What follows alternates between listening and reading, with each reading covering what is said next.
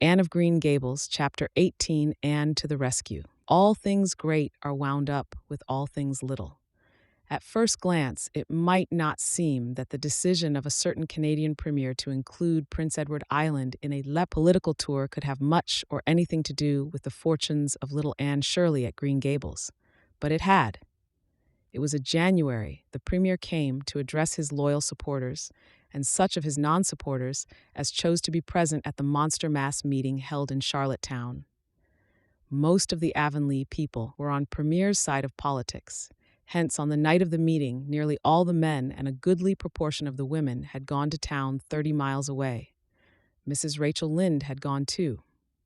Mrs. Rachel Lynde was a red-hot politician and couldn't have believed that the political rally could be carried through without her, although she was on the opposite side of politics. So she went to town and took her husband. Thomas would be useful in looking after the horse, and Marilla Cuthbert with her. Marilla had a sneaking interest in politics herself, and as she thought it might be her only chance to see a real live premier, she promptly took it, leaving Anne and Matthew to keep house until her return the following day. Hence, while Marilla and Mrs. Rachel were enjoying themselves hugely at the mass meeting, Anne and Matthew had the cheerful kitchen at Green Gables all to themselves. A bright fire was glowing in the old-fashioned Waterloo stove, and blue-white frost crystals were shining on the window panes. Matthew nodded over a farmer's advocate on the sofa, and Anne at the table studied her lessons with grim determination, despite sundry wistful glances at the clock shelf, where lay a new book that Jane Andrews had lent her that day. Jane had assured her that it was warranted to produce any number of thrills or words to that effect, and Anne's fingers tingled to reach out for it. But that would mean Gilbert Blythe's triumph on the morrow. Anne turned her back on the clock shelf and tried to imagine it wasn't there. "Matthew, did you ever study geometry when you went to school?" "Well, now, no, I didn't," said Matthew, coming out of his doze with a start. "I wish you had," sighed Anne, "because then you'd be able to sympathize with me. You can't sympathize properly if you've never studied it. It is casting a cloud over my whole life. I'm such a dunce at it, Matthew." "Well, now, I dunno," said Matthew soothingly. "I guess you're all right at anything. Mr. Phillips told me last week in Blair's store at Carmody that you was the smartest scholar in school and was making rapid progress. Rapid progress was his very words. There's them as runs down Teddy Phillips and says he ain't much of a teacher, but I guess he's all right." Matthew would have thought anyone who praised Anne was all right. "I'm sure I'd get on better with geometry if only he wouldn't change the letters," complained Anne. "I learned the proposition off by heart, and then he draws it on the blackboard and puts different letters from what are in the book, and I get all mixed up. I don't think a teacher should take such a mean advantage, do you? We're studying agriculture now, and I've found out at last what makes the roads red. It's a great comfort. I wonder how Marilla and Mrs. Lynde are enjoying themselves. Mrs. Lynde says Canada is going to the dogs the way things are being run at Ottawa, and that it's an awful warning to the electors. She says if women were allowed to vote, we would soon see a blessed change. What way do you vote, Matthew?"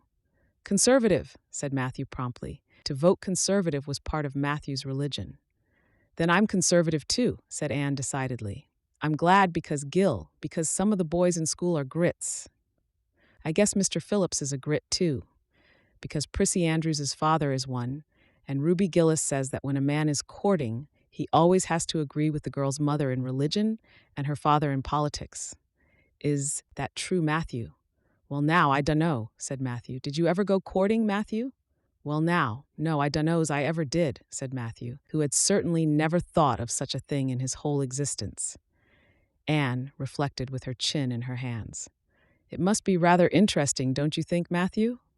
Ruby Gillis says when she grows up she's going to have ever so many beaux on the string and have them all crazy about her, but I think that would be too exciting. I'd rather have just one in his right mind." But Ruby Gillis knows a great deal about such matters because she has so many big sisters, and Mrs. Lynde says the Gillis girls have gone off like hot cakes. Mr. Phillips goes up to see Prissy Andrews nearly every evening. He says it is to help her with her lessons, but Miranda Sloane is studying for Queen's too. And I should think she needed help a lot more than Prissy, because she's ever so much stupider, but he never goes to help her in the evenings at all. There are a great many things in this world that I can't understand very well, Matthew. Well, now, I dunno, as I comprehend them all myself, acknowledged Matthew. Well, I suppose I must finish up my lessons. I won't allow myself to open that new book Jane lent me until I'm through. But it's a terrible temptation, Matthew. Even when I turn my back on it, I can see it there, just as plain. Jane said she cried herself sick over it. I love a book that makes me cry. But I think I'll carry that book into the sitting room and lock it in the jam closet and give you the key. And you must not give it to me, Matthew, until my lessons are done, not even if I implore you on my bended knees. It's all very well to say resist temptation, but it's ever so much easier to resist it if you can't get the key. And then shall I run down the cellar and get some russets, Matthew? Wouldn't you like some russets? Well, now, I dunno, but what I would, said Matthew, who never ate russets but knew Anne's weakness for them. Just as Anne emerged triumphantly from the cellar with her plateful of russets, came the sound of flying footsteps on the icy boardwalk outside, and the next moment the kitchen door was flung open and in rushed Diana Barry, white-faced and breathless, with a shawl wrapped hastily around her head. Anne promptly let go of her candle and plate in her surprise, and plate, candle, and apples crashed together down the cellar ladder and were found at the bottom, embedded in melted grease, the next day by Marilla, who gathered them up and thanked mercy the house hadn't been set on fire. "Whatever is the matter, Diana?" cried Anne. "Has your mother relented at last?" "Oh, Anne, do come quick," implored Diana nervously. "Minnie May is awful sick. She's got croup. Young Mary Joe says, and father and mother are away to town, and there's nobody to go for the doctor. Minnie May is awful bad, and young Mary Joe doesn't know what to do. And oh, Anne, I'm so scared." Matthew, without a word, reached out for cap and coat, slipped past Diana, and away into the darkness of the yard. "He's gone to harness the sorrel mare to go to Carmody for the doctor," said Anne, who was hurrying on hood and jacket. "I know it as well as if he'd said so. Matthew and I are such kindred spirits, I can read his thoughts without words at all." "I don't believe he'll find the doctor at Carmody," sobbed Diana. "I know that Dr. Blair went to town, and I guess Dr. Spencer would go too. Young Mary Joe never saw anybody with croup, and Mrs. Lynde is away. Oh, Anne." "Don't cry, Dee," said Anne cheerily. "I know exactly what to do for croup. You forget that Mrs. Hammond had twins 3 times. When you look after 3 pairs of twins, you naturally get a lot of experience. They all had croup regularly. Just wait till I get the ipecac bottle. You mayn't have any at your house. Come on now." The 2 little girls hastened out hand in hand and hurried through Lover's Lane and across the crusted field beyond, for the snow was too deep to go by the shorter woodway. Anne, although sincerely sorry for Minnie May, was far from being insensible to the romance of the situation and to the sweetness of once more sharing that romance with a kindred spirit. The night was clear and frosty, all ebony of shadow and silver of snowy slope. Big stars were shining over the silent fields. Here and there, the dark-pointed firs stood up with snow powdering their branches and the wind whistling through them. Anne thought it was truly delightful to go skimming through all this mystery and loveliness with your bosom friend who had been so long estranged. Minnie May, aged 3, was really very sick. She lay on the kitchen sofa, feverish and restless, while her hoarse breathing could be heard all over the house. Young Mary Joe, a buxom, broad-faced French girl from the creek, whom Mrs. Barry had engaged to stay with the children during her absence, was helpless and bewildered, quite incapable of thinking what to do, or doing it if she thought of it. Anne went to work with skill and promptness. "Minnie May has croup all right. She's pretty bad, but I've seen them worse. First, we must have lots of hot water. I declare, Diana, there isn't more than a cupful in the kettle. There, I've filled it up, and, Mary Joe, you may put some wood in the stove. I don't want to hurt your feelings, but it seems to me you might have thought of this before, if you'd any imagination. Now I'll undress Minnie May and put her to bed, and you try to find some soft flannel cloths, Diana. I'm going to give her a dose of ipecac first of all." Minnie May did not take kindly to the ipecac, but Anne had not brought up 3 pairs of twins for nothing. Down that ipecac went, not only once, but many times during the long, anxious night when the two little girls worked patiently over the suffering Minnie May and young Mary Jo, honestly anxious to do all she could, kept up a roaring fire, and heated more water than would have been needed for a hospital of croupy babies. It was 3 o'clock when Matthew came with a doctor, for he had been obliged to go all the way to Spencervale for one gain. But the pressing need for assistance was past. Minnie May was much better and was sleeping soundly. "I was awfully near giving up in despair," explained Anne. "She got worse and worse until she was sicker than ever the Hammond twins were, even the last pair. I actually thought she was going to choke to death. I gave her every drop of ipecac in that bottle, and when the last dose went down, I said to myself, not to Diana or young Mary Jo, because I didn't want to worry them any more than they were worried, but I had to say it to myself just to relieve my feelings. This is the last lingering hope, and I fear 'tis a vain one." But in about 3 minutes, she coughed up the phlegm and began to get better right away. You must just imagine my relief, doctor, because I can't express it in words. You know there are some things that cannot be expressed in words. "Yes, I know," nodded the doctor. He looked at Anne as if he were thinking some things about her that couldn't be expressed in words. Later on, however, he expressed them to Mr. and Mrs. Barry. "That little red-headed girl they have over at Cuthbert's is as smart as they make 'em. I tell you she saved that baby's life, for it would have been too late by the time I got there. She seems to have a skill and presence of mind perfectly wonderful in a child of her age.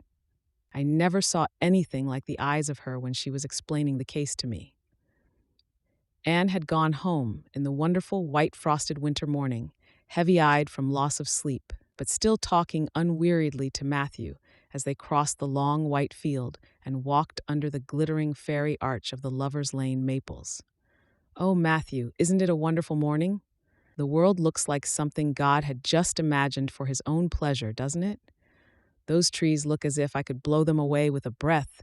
Poof! I'm so glad I live in a world where there are white frosts, aren't you? And I'm so glad Mrs. Hammond had 3 pairs of twins after all. If she hadn't, I mightn't have known what to do for Minnie May. I'm real sorry I was ever cross with Mrs. Hammond for having twins. But, oh, Matthew, I'm so sleepy. I can't go to school. I just know I couldn't keep my eyes open and I'd be so stupid. But I'll hate to stay home for Gil. Some of the others will get head of the class, and it's so hard to get up again. Although, of course, the harder it is, the more satisfaction you have when you do get up. Haven't you?" "Well, now, I guess you'll manage all right," said Matthew, looking at Anne's white little face and the dark shadows under her eyes. "You just go right to bed and have a good sleep. I'll do all the chores." Anne accordingly went to bed and slept so long and soundly that it was well on in the white and rosy winter afternoon when she awoke and descended to the kitchen where Marilla, who had arrived home in the meantime, was sitting knitting.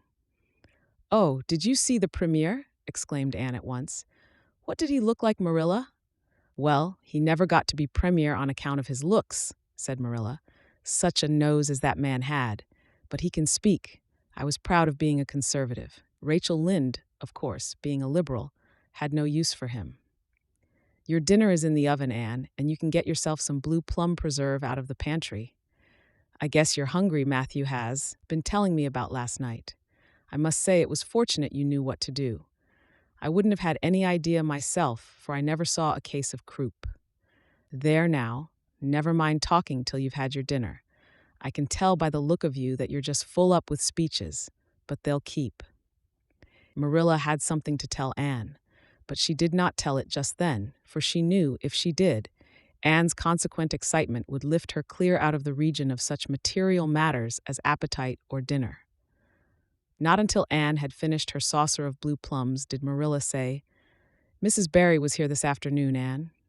She wanted to see you, but I wouldn't wake you up. She says you saved Minnie May's life, and she is very sorry she acted as she did in that affair of the currant wine. She says she knows now you didn't mean to set Diana drunk, and she hopes you'll forgive her and be good friends with Diana again. You're to go over this evening if you like, for Diana can't stir outside the door on account of a bad cold she caught last night. Now, Anne Shirley, For pity's sake, don't fly up into the air." The warning seemed not unnecessary. So uplifted and aerial was Anne's expression and attitude as she sprang to her feet, her face irradiated with the flame of her spirit. "Oh, Marilla, can I go right now without washing my dishes? I'll wash them when I come back, but I cannot tie myself down to anything so unromantic as dishwashing at this thrilling moment." "Yes, yes, run along," said Marilla indulgently. "Anne Shirley, are you crazy? Come back this instant and put something on you. I might as well call to the wind. She's gone without a cap or wrap. Look at her tearing through the orchard with her hair streaming. It'll be a mercy if she doesn't catch her death of cold." Anne came dancing home in the purple winter twilight across the snowy places. Afar in the southwest was the great shimmering, pearl-like sparkle of an evening star in a sky that was pale golden and ethereal rose over gleaming white spaces and dark glens of spruce. The tinkles of sleigh bells among the snowy hills came like elfin chimes through the frosty air, but their music was not sweeter than the song in Anne's heart and on her lips. "You see before you a perfectly happy person, Marilla," she announced. "I'm perfectly happy. Yes, in spite of my red hair. Just at present I have a soul above red hair." Mrs. Barry kissed me and cried and said she was so sorry and she could never repay me. I felt fearfully embarrassed, Marilla, but I just said as politely as I could, "I have no hard feelings for you, Mrs. Barry. I assure you once for all that I did not mean to intoxicate Diana, and henceforth I shall cover the past with the mantle of oblivion." That was a pretty dignified way of speaking, wasn't it, Marilla? I felt that I was heaping coals of fire on Mrs. Barry's head. And Diana and I had a lovely afternoon. Diana showed me a new fancy crochet stitch her aunt over at Carmody taught her. Not a soul in Avonlea knows it but us, and we pledged a solemn vow never to reveal it to anyone else. Diana gave me a beautiful card with a wreath of roses on it and a verse of poetry. "If you love me as I love you, nothing but death can part us two." And that is true, Marilla. We're going to ask Mr. Phillips to let us sit together in school again, and Gertie Pye can go with Minnie Andrews. We had an elegant tea.